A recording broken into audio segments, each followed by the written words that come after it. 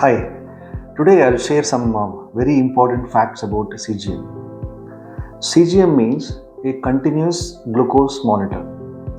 So earlier, to monitor sugars, we are checking fasting sugar, we're checking after food sugars, and we are checking a 3 to 4 months average sugar called HbA1c. So based on this, we are adjusting the dose of the medications. Many people, what happens, their fasting sugar is normal, after food sugar is normal, but HbA1c is not always high. So I'll give an example. I had seen one patient where he used to have proper, a good diabetic friendly breakfast. So fasting sugar is normal, and 2 hour after food breakfast also is normal. And your HbA1c was never coming below 8. So when I checked it, he used to have a habit of eating fruits at 11:30 and again fruits after the dinner. When we put in a CGM and check that every time he eats too much of fruits at 11:30, your sugar spikes to more than 200, 250. And again, when you have a fruits in the night, the sugars goes to more than 250, 300. So when we shown him the graph how his fruits are affecting the sugars, he modified his lifestyle and shifted to the healthy diabetic friendly fruits like avocado. Automatically your sugar spikes come down, and for the next visit HbA1c also comes down. So what I mean is, suppose somebody is having very low sugar and very high sugars, HbA1c may not give you proper data because it's only an average. For example, some people have 20% of the time low sugars and 20% of the time high sugars. It get compensated to get a normal HbA1c. But this CGM, it will give a continuous recording of your sugar every 10 to 15 minutes. It is like your blood glucose movie. It records. Suppose it's a plastic sensor. It is put behind your arm, and that is connected to your mobile app, and you can see the data in the mobile whenever you want. It records within 6 meters. So whenever there is a spike of the sugars, you can control what is your sugars after the breakfast, before breakfast, while sleeping, while working in the office. So this gives more accurate reading, and it will make you to adjust your lifestyle.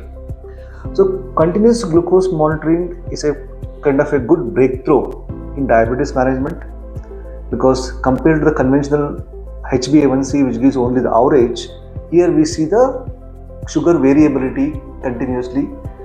And there is one concept called as time in range in the CGM monitoring. So CGM graph, the time in range, for example, time in range matlab the sugar range between 70 to 180.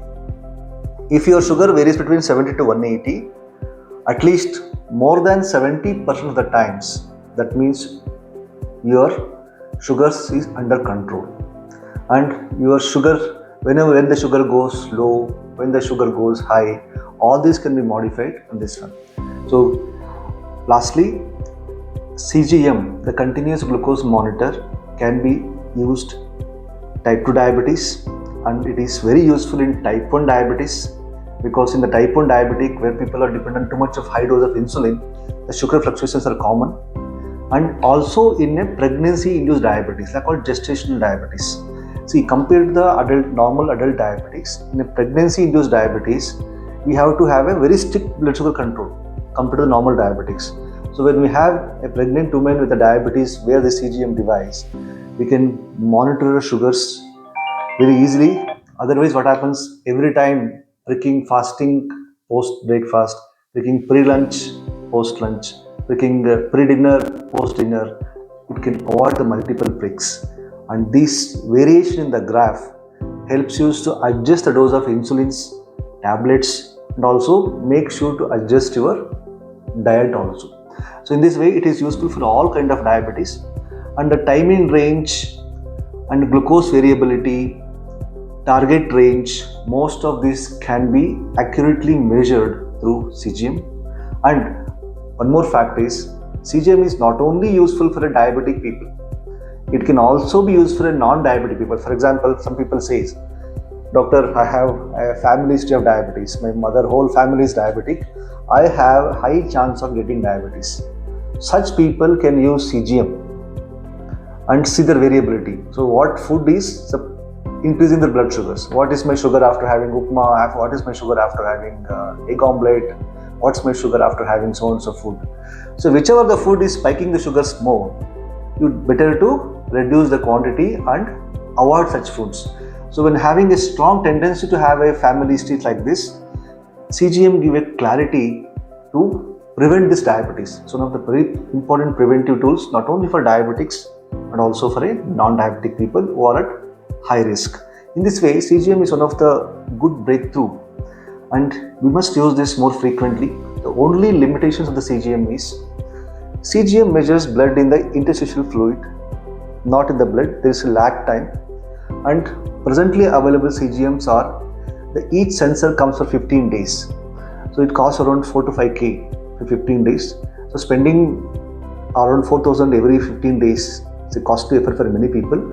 At least if you use it for a month or two, you know your glucose variability, and depending on that you can adjust your lifestyle.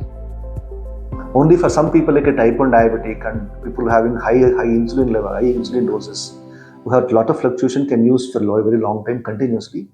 Others can use for a few months and assess your blood sugar measurements and take a preventive actions. So in this way, CGM is one of the very important tool, and it tells you more information than your regular blood sugar monitor and HbA1c. So this, and if you are at high risk and if you are diabetic, want a diabetic remission, type 1, type 2 gestational, you can use the CGM under the guidance. That's it.